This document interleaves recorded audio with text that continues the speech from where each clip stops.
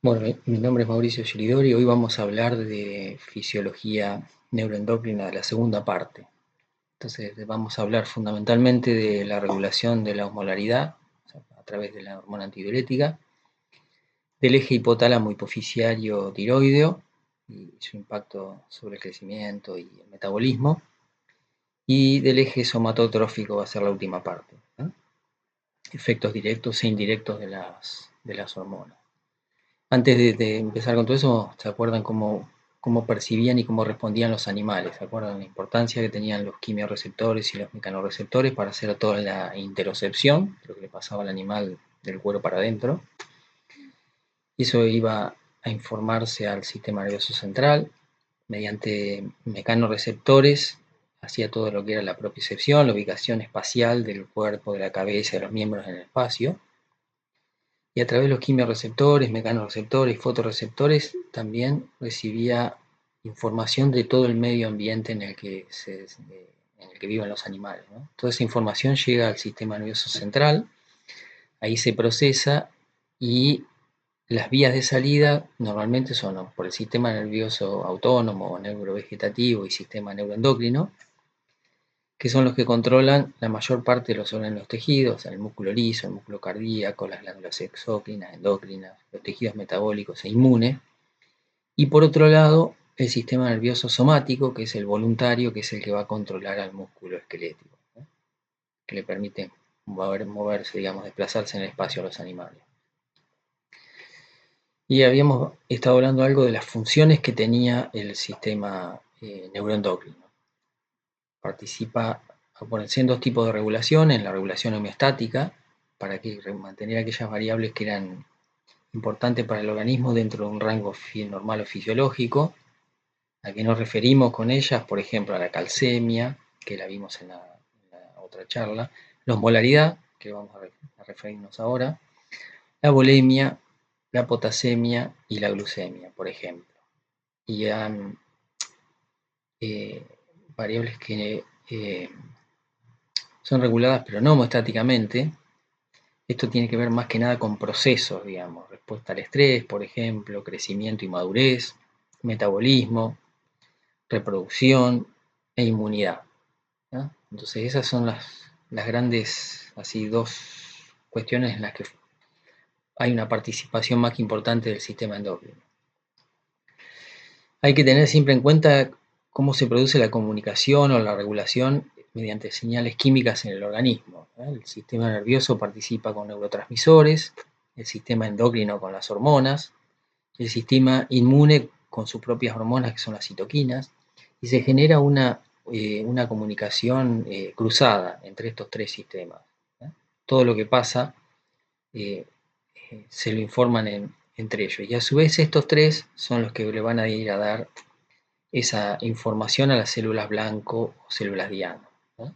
Es un esquema muy simplificado, pero bastante interesante de cómo funciona el organismo. Entonces, volviendo a los receptores hormonales y su funcionamiento, acuérdense que la hormona era el primer mensajero, tenía receptores de membrana, algunos que estaban acoplados a proteína G, que esos normalmente actúan a través de segundos mensajeros como el MP cíclico, GMP cíclico, diacilglicerol, inositol del fosfato y calcio. Otros receptores de membrana son receptores enzimáticos, son propiamente enzimas, tirosina sinasas, o sea que fosforilan. Una vez que se une a la hormona, el complejo de esa hormona receptor funciona como una enzima, tiene efecto enzimático, fosforila y activa otras enzimas metabólicas. Y un tercer tipo de receptor hormonal es el intracelular, puede ser nuclear o intracitoplásmico, y este funciona una vez que se acopla la hormona al receptor como factores de transcripción, entonces activan la transcripción de diferentes tipos de genes. Entonces, de acuerdo al mecanismo de acción, los más rápidos serían los enzimáticos, los que están en el medio, los asociados a proteína toman un poco más tiempo, y los receptores intracelulares son los más lentos y más duraderos. Algunos ejemplos, como habíamos visto, entonces adrenalina, paratormona, calcitonina y demás. Todo esto trabajan con receptores acoplados a proteína G.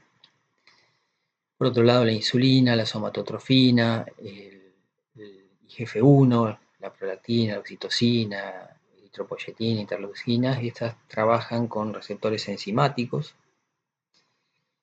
Y todas las hormonas esteroides, cortisol, aldosterona, vitamina D3, las hormonas tiroides, que vamos a ver en un rato, los estrógenos, progesterona, testosterona, las vitamina A y los ácidos grasos, tienen receptores intracelulares, o sea, funcionan mediante transcripción génica, ¿no?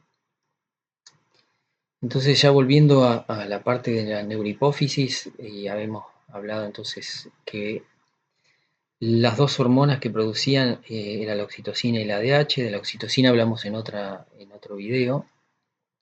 Son hormonas que son producidas por neuronas hipotalámicas. Esas son las que producen la oxitocina y la ADH, la hormona antidiurética. Entonces, ahora vamos a ver más o menos cómo es el funcionamiento de la hormona antidiurética. Antes de eso, les quería comentar algo sobre la osmolaridad. No sé si recuerdan qué era la osmolaridad. Y es una medida entonces de la concentración de solutos osmóticamente activos en los líquidos corporales. Esa osmolaridad está alrededor de 300 milimoles por litro, y eso se debe a que no a que se desplazan los solutos osmóticamente activos, sino que la que se desplaza con total facilidad a través de la membrana celular es el agua. Y eso hace que los líquidos, que la osmolaridad en los líquidos, tanto extra como intracelular, sea la misma o muy similar, y eso es lo que se conoce como principio de isosmolaridad. Entonces, ¿de qué depende esa osmolaridad extra o intracelular? Fíjense el impacto que tiene el sodio, por ejemplo, en cada uno de esos dos compartimientos. Después vamos a ver lo del potasio. En el caso del sodio, fíjense que 142 milosmoles por litro en el espacio extracelular. Si a los 142 milosmoles esto le agregan los otros aniones que lo neutralizan eléctricamente, estamos cerca de los 290 milosmoles por litro. O sea, la mayor parte de la osmolaridad extracelular se debe al sodio. Y para el caso del potasio, fíjense que en el espacio intracelular está mucho más concentrado que afuera, 140 milimoles por litro en el espacio intracelular, lo mismo. El potasio más los aniones que lo neutralizan, más o menos representan lo mismo que la total de la osmolaridad intracelular. Entonces, así como el sodio era el principal responsable de la osmolaridad extracelular, el potasio de la intracelular. Ahora bien, ¿cómo hace el organismo para saber qué osmolaridad tiene? Y eso lo realiza mediante los osmorreceptores, que estos osmorreceptores, ¿qué son? Estas células nerviosas, esas neuronas, lo que tienen la capacidad de detectar deformación mecánica, ¿no? Eso es básicamente un osmorreceptor, un mecanorreceptor, que es un canal catiónico que es inactivado por el estiramiento. Lo que estira la célula es cuando la osmolaridad baja y se llena de agua, digamos. Entonces se inhibe, por sobrehidratación celular y se activa por deshidratación o por contracción celular. Entonces la hiperosmolaridad es lo que activa el osmorreceptor. Y el otro tipo de receptor que tienen estos osmorreceptores es un receptor de sal. Detecta la cantidad o la concentración de sal que hay en el espacio extracelular. Es un receptor canal de sodio sensible al sodio, ¿no? Digamos, es un quimiorreceptor que es muy parecido al del gusto salado que tenemos por ejemplo, en la boca.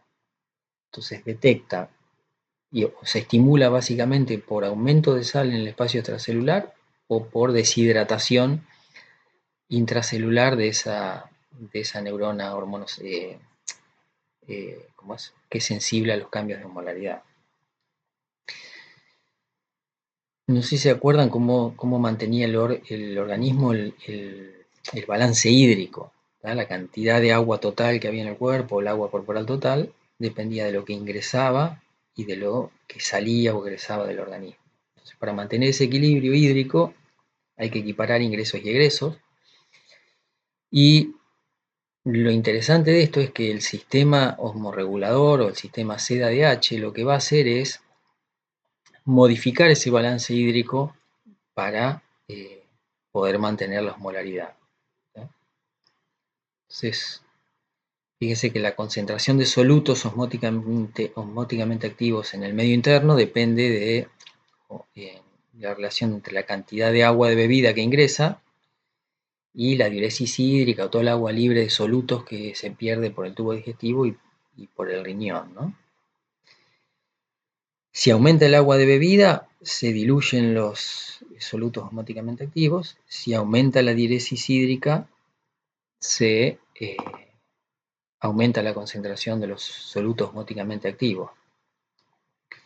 Y bueno, hay un osmorreceptor entonces que es estimulado cuando la osmolaridad del organismo aumenta. Y se va a ir a estimular al centro osmorregulador o al sistema CDH. Acuérdense que la osmolaridad, el valor normal de osmolaridad estaba entre 290 y 300 milimoles por kilo. Y cuando lo que le informan los osmorreceptores que están estimulados es mayor a eso, lo que va a hacer es estimular, por un lado, la sed, para que el animal busque ingerir agua y diluir su medio interno, y por otro lado va a secretar la hormona esta antidiurética, que es una hormona peptídica, que lo que hace es frenar o disminuir la eliminación de agua libre de solutos. Entonces, todo el sistema este osmorreceptor que se activa cuando hay hiperosmolaridad, lo que hace es aumentar la ingesta de agua y reducir la eliminación renal de agua. Entonces, lo que logra con eso es diluir la osmolaridad del medio interno.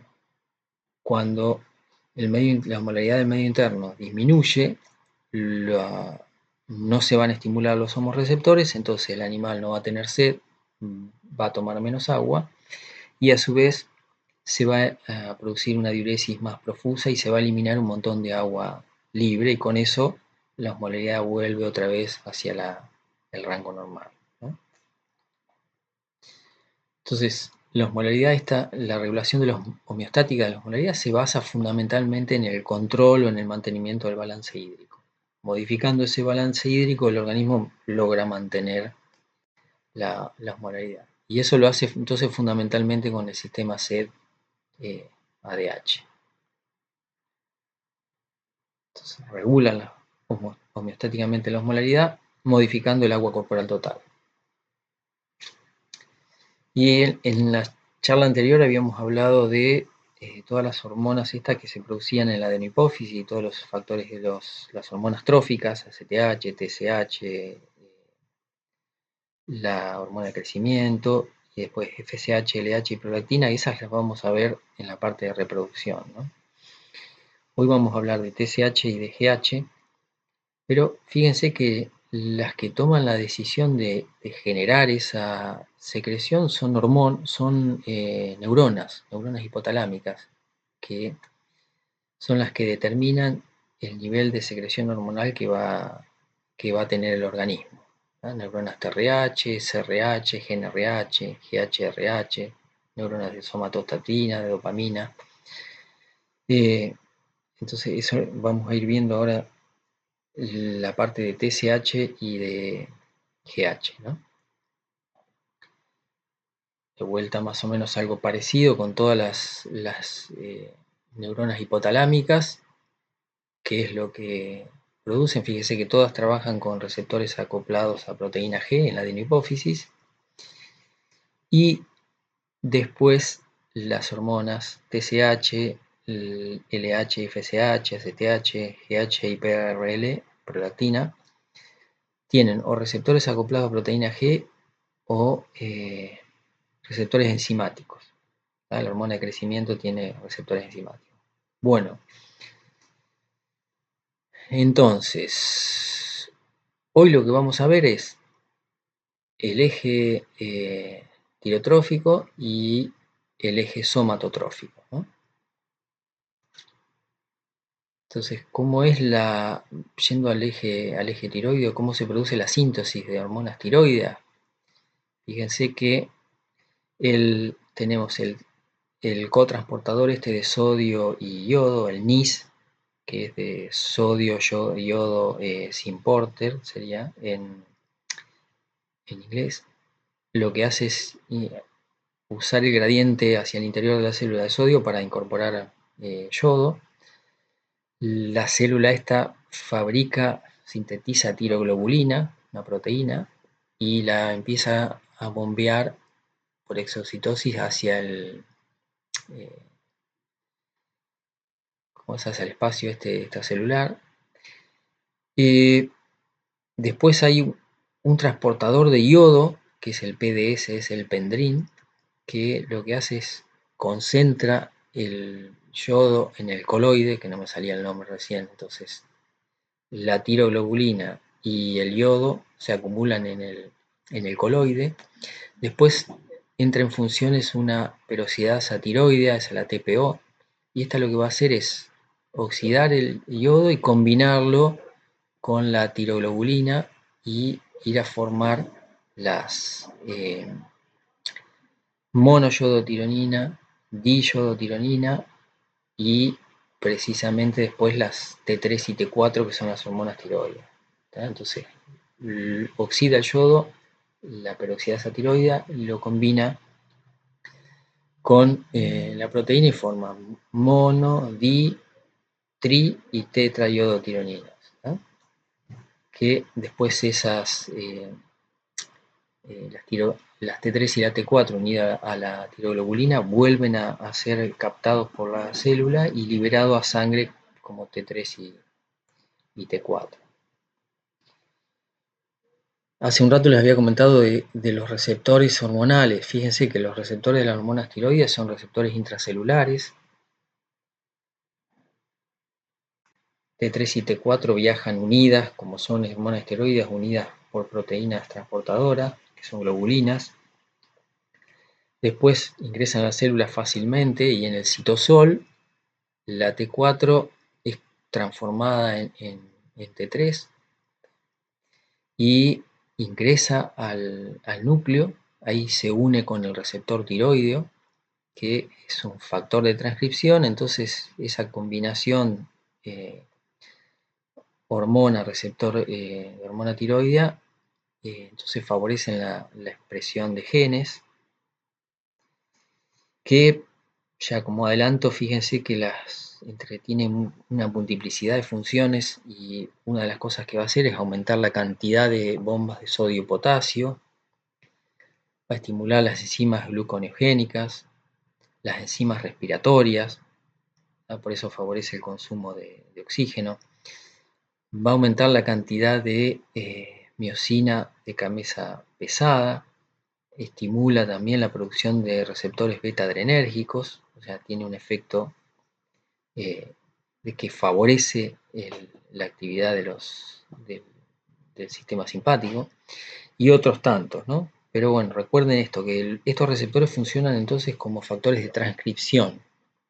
Le toma más tiempo hasta que produce las proteínas, pero tiene efecto duradero en el tiempo. Y una cosa interesante de las hormonas tiroides es que prácticamente todas las células del organismo tienen receptores para la hormona tiroidea. Eso hace que estudiar los efectos de la hormona tiroidea sean bastante difíciles, porque, ya les digo, tiene efecto prácticamente en todo el organismo. Entre los efectos, por ejemplo, uno es el efecto calorigénico, que hace que aumente el consumo de oxígeno. Buena parte de ese consumo de oxígeno depende del aumento en la actividad y del número de ATPase de sodio y potasio. Eso hace que aumente el metabolismo basal. Pero también en los neonatos, por ejemplo, con la grasa parda, lo que hay es desacopla uno de los sitios de producción de ATP, entonces esa energía no se transforma en energía química como ATP, sino que se libera como calor. Entonces actúa como una especie de calefactor. Favorece la disipación de calor, o sea, tanto el sudor, o en el caso, por ejemplo, del perro, el jadeo. A nivel hepático, aumenta el efecto de las hormonas diabetógenas, o sea, tiene efecto antiinsulínico. Favorece la glucogenólisis y la gluconeogénesis, o sea, la ruptura del glucógeno hepático y la fabricación de glucosa a partir de productos que no son hidratos de carbono. También favorece la cetogénesis y en el hígado la producción de grasas, de ácidos grasos, la lipogénesis. Con relación a los efectos que tiene en el tejido adiposo, tiene un efecto sinérgico con la adrenalina, con el efecto beta adrenérgico y por lo tanto favorece la lipólisis, la movilización de grasa. En el aparato cardiovascular también tiene un efecto beta adrenérgico, entonces estimula o aumenta las 4 propiedades cardíacas. Tiene un efecto importante también sobre el crecimiento y sobre la reproducción. ¿Por qué? Porque favorece la síntesis de proteínas. Y podríamos decir que tiene un efecto trófico sobre todas las células del organismo. Entonces, si hay problemas con el eje tiroideo, no se desarrolla bien la parte neural, entonces la cuestión cognitiva no se desarrolla bien, no se desarrolla bien la masa muscular, no se desarrolla bien el esqueleto, o sea, es realmente cuando aparecen problemas tiroideos se complica, digamos, el funcionamiento de todo el organismo, ¿no? Porque tengan en cuenta eso, que hay receptores para las hormonas tiroides en todas las células del organismo. Entonces, como especie de resumen, podemos decir que es clave el eje tiroideo para el funcionamiento correcto de todo el organismo, para el funcionamiento correcto del animal.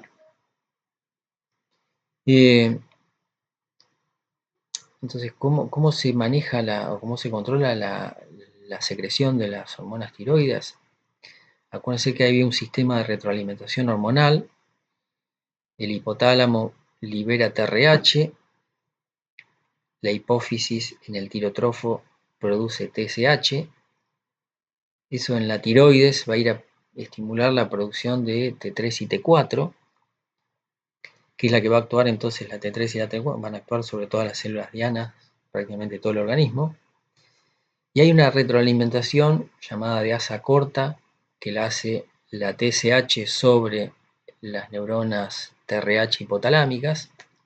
Y hay una retroalimentación de asa más larga, que es la más importante de las dos, que la ejerce a nivel de la hipófisis sobre el tirotrofo, pero también sobre las neuronas TRH.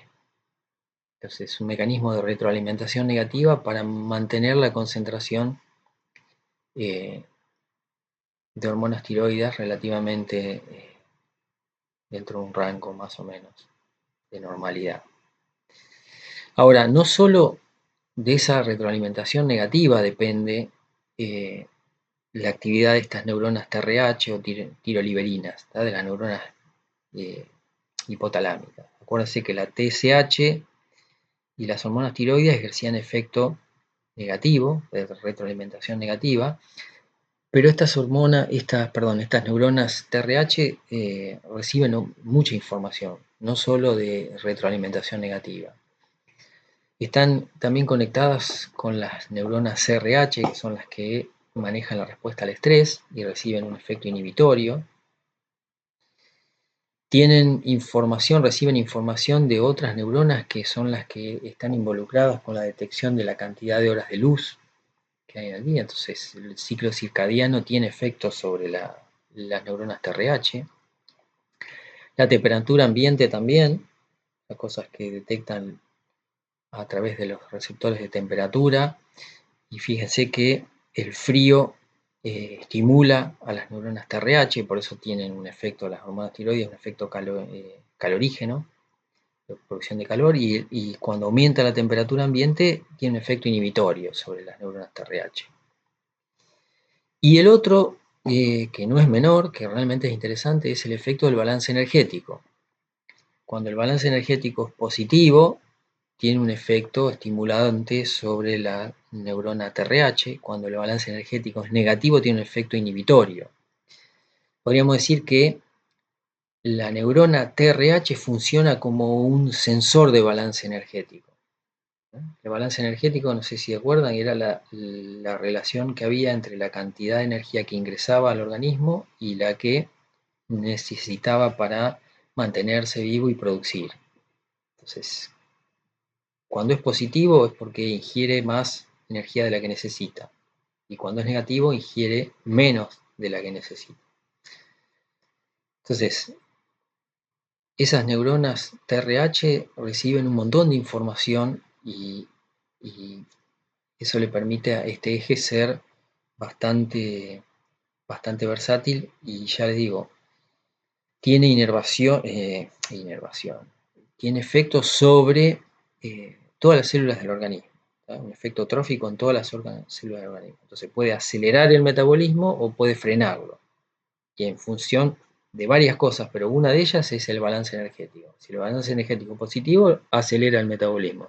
Si es negativo, lo frena. ¿Tá? Es como una especie del acelerador del auto, digamos. Y la lactancia es otro de los que lo estimula. Cuando las hembras están lactando, el eje está más activo. Entonces, este eje hipotalámico, hipofisiario, pituitario, tiroideo, está controlado por neuronas. Por eso a veces decía que era mejor hablar de neuroendocrino que de endocrino, precisamente porque las que mandan en este eje, en el rango de autoridad, la número 1, digamos, es una neurona TRH hipotalámica. Y bueno, ese es otra de las muestras de que nada escapa al control neuronal, o sea que toda la información pasa por el sistema nervioso central, consciente o inconsciente, pero toda la información pasa por ahí. Y el otro eje del que quería hablar era el de la hormona de crecimiento, ¿no? Entonces vamos a empezar a ver cómo es la secreción de la hormona de crecimiento. De vuelta, hormonas hipotalámicas son las que producen los factores de liberación de la hormona de crecimiento. Van a actuar sobre el somatotrofo de la hipófisis, que va a producir la somatotrofina o la hormona de crecimiento. Uno de los sitios donde tiene receptores la hormona de crecimiento es el hígado, y ahí el hígado va a producir el IGF-1 o factor de crecimiento similar a la insulina, que es la somatomedina C, que es uno de los que va a actuar sobre las células diana, ¿no? Y es este IGF-1 es uno de los pocos que le da una mano a la insulina, que es la reina del metabolismo. Y después fíjense que la hormona de crecimiento hace una retroalimentación de asa corta sobre el hipotálamo, y el IGF-1 hace una retroalimentación de asa larga sobre hipófisis y sobre hipotálamo. Y de las retroalimentaciones, la más importante es esta que hace el IGF-1 a nivel hipotalámico, ¿no? Y después hay otras neuronas también a nivel hipotalámico que producen somatostatina que frenan o inhiben el somatotrofo, ¿no? Y después vamos a ver que hay otras hormonas, la grelina, que es producida en el estómago, favorece la secreción de las neuronas hipotalámicas liberadoras de somatotrofina. Y la otra que participa es la insulina, que vamos a ver qué es lo que hace, pero esa insulina es la que controla la expresión en el hígado de los receptores para hormona de crecimiento, ¿no? Entonces vamos a ver que este eje es un eje que es muy versátil, porque puede hacer efectos que son totalmente opuestos. Los receptores entonces, tanto de hormona de crecimiento como del IGF-1 y prácticamente de todos los factores de crecimiento, son receptores enzimáticos, perdón. Tienen efecto tirosinasa, o sea, favorecen la fosforilación y la activación de otras enzimas. Entonces, regulan así un montón de vías metabólicas diferentes. Entonces, ¿cuáles son los efectos, digamos, de la hormona de crecimiento? Tiene un efecto directo que, fíjense que el único efecto directo que tiene la hormona de crecimiento es producir lipólisis. Es una hormona lipolítica, tiene un efecto antiinsulínico.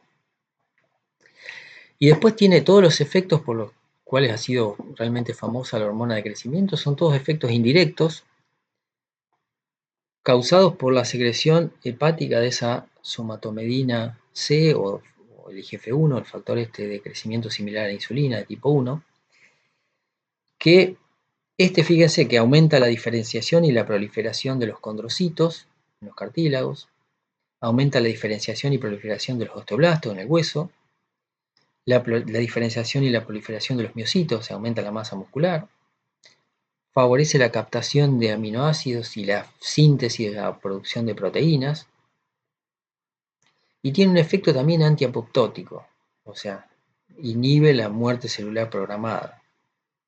Todo eso, todos estos efectos del IGF-1 son efectos anabólicos, por eso favorece el crecimiento. Y hace un rato yo le comentaba que el IGF-1 es el único que le da una mano a la insulina, que es la hormona anabólica por excelencia, ¿no?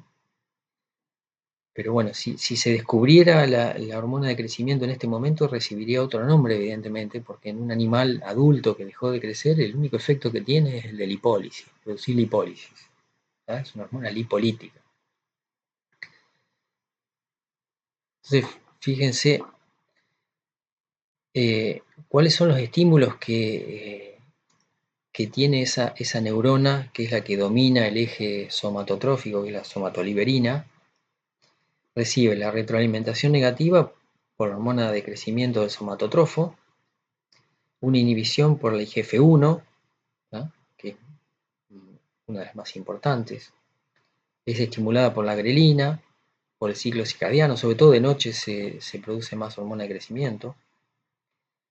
El estrés, estimula la T3 y la T4, la lactancia, y bueno, la que me olvidé de poner acá es el efecto inhibitorio de la somatostatina, ¿tá? No sobre el eje sino sobre la somatotrofa, no sobre la neurona hipotalámica, sino sobre la célula somatotrófica. Entonces fíjense que este eje somatotrófico también está controlado por hormonas, que son las hormonas STH-RH, y obviamente lo mismo que pasaba con el eje tiroideo es exactamente igual a lo que pasa con el eje adrenal o lo que pasa con los ejes de las gonadotropinas. Siempre todo está bajo control neuronal, o sea, nada escapa al control del sistema nervioso central. Por eso en el eje jerárquico esas neuronas hipotalámicas son las que mandan. Por eso de vuelta habría que hablar de sistema neuroendocrino y no endocrino en sí. Volviendo a los efectos entonces estos directos e indirectos de la hormona de crecimiento, fíjense, efecto directo, lipólisis, es un efecto catabólico, o sea, un efecto de destrucción de tejido, de pérdida de masa de tejido graso para proveer energía al resto del organismo. Mientras que los efectos indirectos, vía IGF-1, que eran eso de que aumentaban prácticamente la actividad de la proliferación y la diferenciación de prácticamente todas las células del organismo, es un efecto anabólico, ¿eh? Por eso es el único que le da una mano a la insulina en esta cuestión del crecimiento.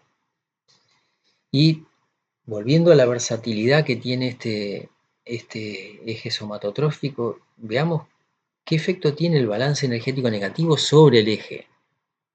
Entonces, cuando el balance es negativo, acuérdense que el animal estaba comiendo menos de lo que necesitaba, ¿no? Entonces se estimula la grelina porque el estómago está vacío y ahí hay estas células enteroendocrinas producen y descargan grelina. Esa grelina va a ir al hipotálamo, va a estimular a las neuronas STH-RH, va a estimular al somatotrofo también, a que produzca hormona de crecimiento. Acuérdense que esa hormona de crecimiento se hacía retroalimentación negativa sobre el hipotálamo. Y una cuestión interesante, fíjense que cuando hay balance energético negativo, la concentración de insulina es baja, por lo tanto, el hígado no expresa los receptores para hormona de crecimiento, ¿tá? Entonces la producción de IGF-1 disminuye. Entonces, este IGF-1 en bajas concentraciones no puede hacer retroalimentación negativa sobre el hipotálamo. los niveles de somatostatina son bajos también. Eso hace que la concentración de hormona de crecimiento sea alta. Entonces, durante el balance energético negativo, la concentración de hormona de crecimiento es alta. La insulina es baja, pero la hormona de crecimiento es alta. En esa situación, fíjense lo que va a haber, va a predominar el efecto directo, el efecto lipolítico de la hormona de crecimiento. Se comporta como una hormona metabólica, hace lipólisis. Pero bueno, en buena medida depende entonces de los efectos de la insulina, que se hace la vinculación o la unión entre el balance energético, el metabolismo y el eje somatotrófico. Y ahora vamos a ver la situación opuesta. ¿Qué pasa con este eje ante un balance energético positivo? Entonces, cuando el balance energético es positivo, la secreción de grelina disminuye porque el estómago está lleno. Las neuronas hipotalámicas descargan en menos cantidad, estimulan la hipófisis, se produce hormona de crecimiento, esta hace la retroalimentación negativa sobre el hipotálamo. Ese balance energético positivo estimula a las células beta del páncreas a producir insulina. Esa insulina entonces va a favorecer la expresión en el hígado de receptores de hormona de crecimiento. ¿Eso qué hace? Que se sintetice más cantidad de IGF-1 en el hígado por efecto de la hormona de crecimiento. Entonces va a haber una retroalimentación negativa importante sobre el hipotálamo. Los niveles de somatostatina también, que ejercen un efecto inhibitorio, por lo tanto la concentración de hormona de crecimiento es más baja. ¿tá? Esa baja concentración de hormona de crecimiento junto a los altos niveles de IGF-1 y de insulina son los responsables de que aparezcan los efectos indirectos o anabólicos del eje somatotrófico. Entonces, el IGF-1 ayudando a la insulina son los que van a tener ese efecto anabólico de síntesis de tejido y de deposición de tejido muscular, tejido graso y demás. Bueno, gracias.